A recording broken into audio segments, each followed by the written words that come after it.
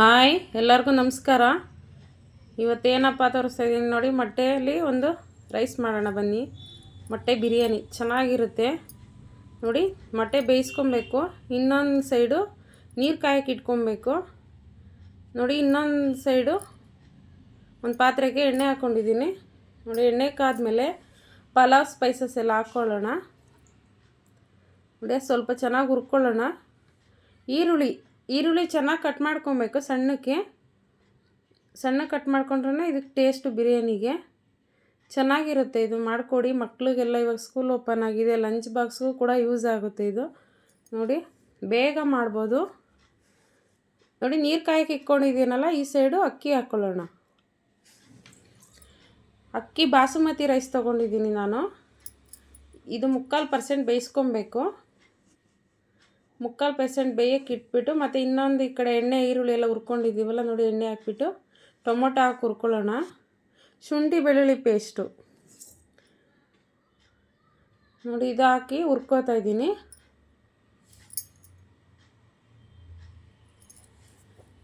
ಶುಂಠಿ ಬೆಳ್ಳುಳ್ಳಿ ಪೇಸ್ಟ್ ಹಾಕಿದ್ಮೇಲೆ ಸ್ವಲ್ಪ ಹುರ್ಕೊಳ್ಳೋಣ, ಗಮ್ ಅಂತ ಪರಿಮಳ ಬರುತ್ತೆ ನೋಡಿ. ಅಲ್ಲಿ ತನಕ ಹುರ್ಕೊಳ್ಳೋಣ.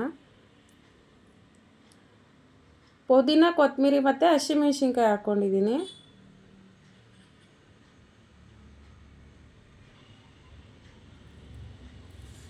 ಪುದೀನ ಕೊತ್ತಂಬರಿ ರುಬ್ಬಿಟ್ಟು ಹಾಕ್ಕೊಬೋದು, ಅದು ಗ್ರೀನ್ ಕಲರ್ ಬಂದ್ಬಿಡುತ್ತೆ.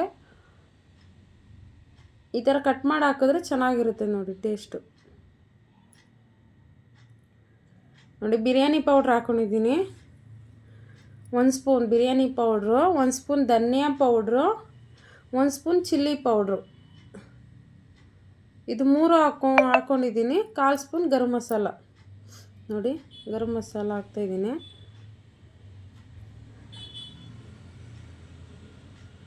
ನೋಡಿ. ಶುಂಠಿ ಬೆಳ್ಳುಳ್ಳಿ ಪೇಸ್ಟ್ ಇದ್ದರೆ ಮನೇಲಿ ಆರಾಮಾಗಿ ಮಾಡ್ಕೊಬೋದು, ಬೇಗ ಆಗುತ್ತೆ. ಏನು ರುಬ್ಬೋದು ಏನೂ ಇಲ್ಲ ಇದಕ್ಕೆ.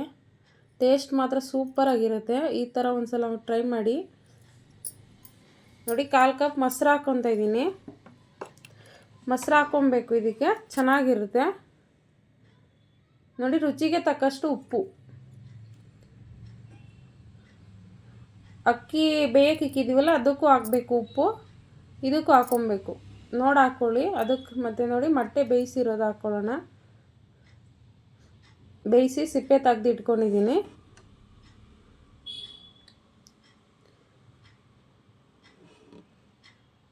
ನೋಡಿ. ಬೇಗ ಆಗೋಗುತ್ತೆ.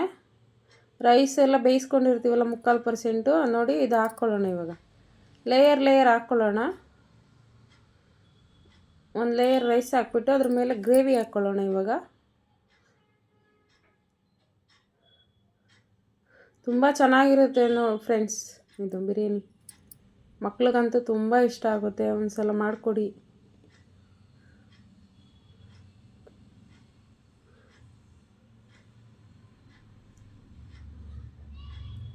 ನೋಡಿ. ಒಂದು ಲೇಯರ್ ರೈಸ್ ಹಾಕಿದ್ದೀನಿ, ಒಂದು ಲೇಯರ್ ಗ್ರೇವಿ, ಮತ್ತು ರೈಸ್ ಹಾಕಿದ್ದೀನಿ.